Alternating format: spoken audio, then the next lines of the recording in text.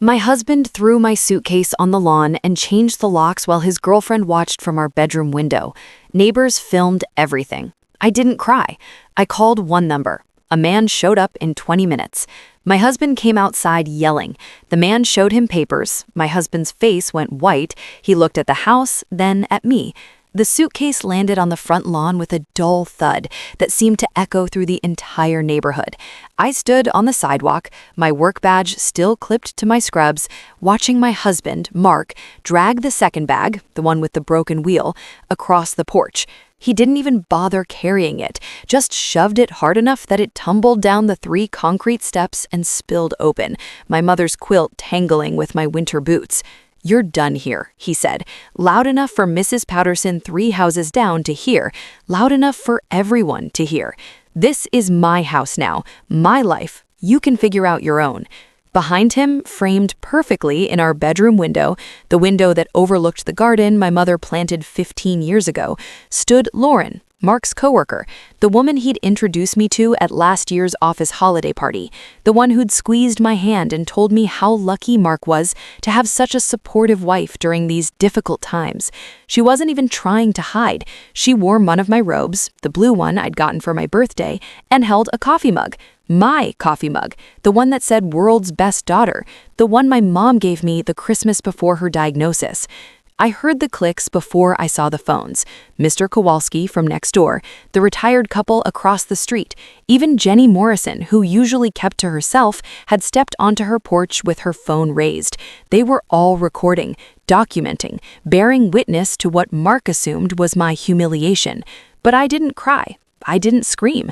I didn't collapse or beg or give him the show he clearly expected.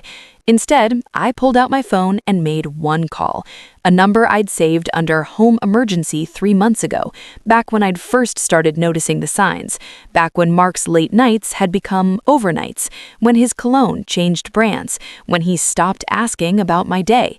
"This is Anna Reed," I said calmly, my voice steady in a way that surprised even me. "The locks have been changed. I need you here now." The man on the other end didn't ask questions. 20 minutes, don't engage, just wait. Mark was already heading back inside, probably to celebrate his conquest with Lauren, probably to laugh about how easily he'd taken everything.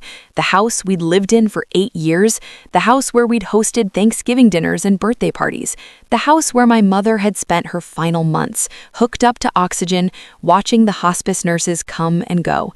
The house Mark thought belonged to him. I sat down on my suitcase right there on the lawn and waited. Mrs. Patterson hurried over with a folding chair and a bottle of water. She didn't say anything, just set them beside me and squeezed my shoulder.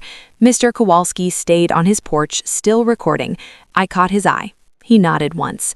Jenny Morrison had moved to her front steps, phone steady, face grim. They knew. Exactly 19 minutes later, a silver sedan pulled up. The man who stepped out wore a suit that had seen better days, carried a leather briefcase older than me, and had the kind of face that had seen every variation of human ugliness the legal system could offer. He walked up to me and extended his hand. "Mrs. Reed, I'm Paul Harrison, your mother's attorney." He said it loud enough for the neighbors to hear, loud enough for Mark to hear if he was listening. "He's inside," I said. Paul nodded and walked straight to the front door. He didn't knock, he rang the doorbell 3 times hard. Mark opened the door already angry. "Who the hell are you? This is private property." "Actually," Paul said calmly, "you're the one trespassing." He held up a thick manila envelope. "You have 72 hours to vacate the premises." Mark laughed until Paul continued. "Your name was removed from the deed 18 months ago. This property belongs solely to Anna Reed, transferred legally by Grace Reed prior to her death." Mark's face drained of color.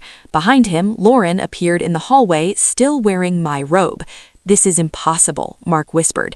"Mrs. Grace Reed documented your affair," Paul said evenly. "Your financial fraud, your forgery of Anna's signature." Lauren finally spoke. "What investigation?" Paul smiled without warmth. "Photographs, time-stamped, including the night Mrs. Reed fell in the bathroom while her husband was at the Marriott downtown with you." Silence.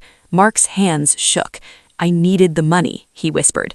By committing fraud? Paul asked, to $127,000 in fraudulent loans. I felt my knees buckle. Mom knew. She knew everything.